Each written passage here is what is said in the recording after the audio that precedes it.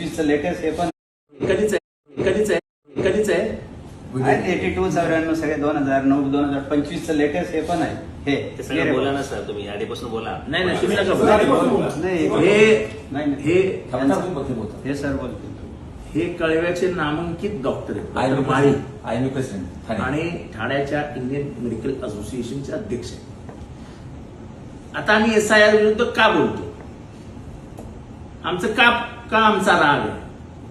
आता हे doctor is one of the most renowned surgeons in Thane, in Maharashtra, is known throughout Maharashtra.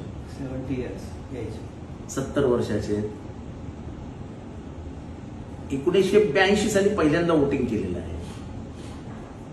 तेव्हापासूनची ही सगळी card त्यांच्या हातात आहेत. 1 2 3 4 आणि शेवटचं 2025चं कार्ड.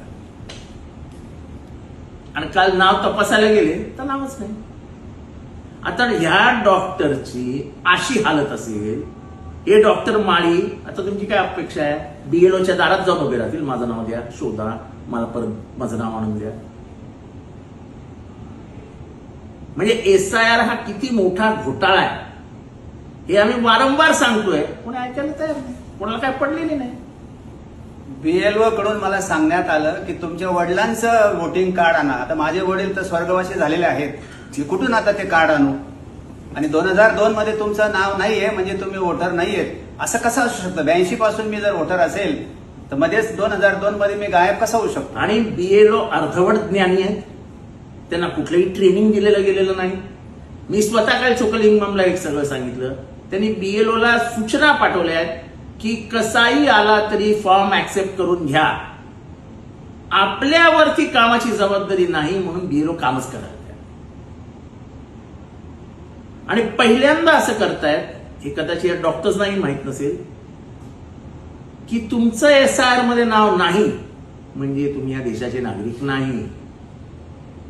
पहिल्यांदा if you are an Indian you have to prove it in the voting list. आणि मुद्दाम चालाखीने केलं जातंय की पुढच्या पिढ्यांना ही also belongs to backward class.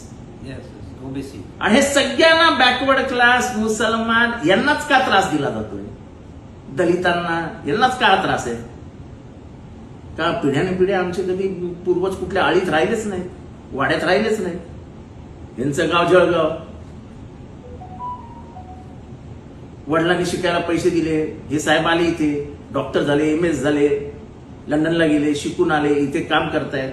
आता यांना सांगतात तुमच्या वडिलांचं वोटिंग कार्ड घेऊन या. अरे यांचे वडील असताना वोटिंग कार्ड नावाची पद्धतच नव्हती ना रे बाबा. ही आहे महाराष्ट्रातल्या SIRची परिस्थिती. चोकालंगम साहेब जरा लक्ष द्या. मला BLOने सांगितलं तुमचं लिव्हिंग सर्टिफिकेट व्हॅलिड धरलं जाणार नाही. माझ्याकडे पासपोर्ट आहे, व्हॅलिड पासपोर्ट गव्हर्नमेंट ऑफ इंडियाचं. ते म्हणतात हे डॉक्युमेंट याच्यात व्हॅलिड धरलं जात नाही. अशी जर परिस्थिती असेल तर मग आमच्या सरकारने करायचं काय? We have lost the right for voting. आणि we will not allow anybody to lose the right of voting, because that is going to finish the democracy in this country. या देशातली लोकशाही संपवायची असेल तर अशा माणसांना वोटिंग पासून लांब ठेवा.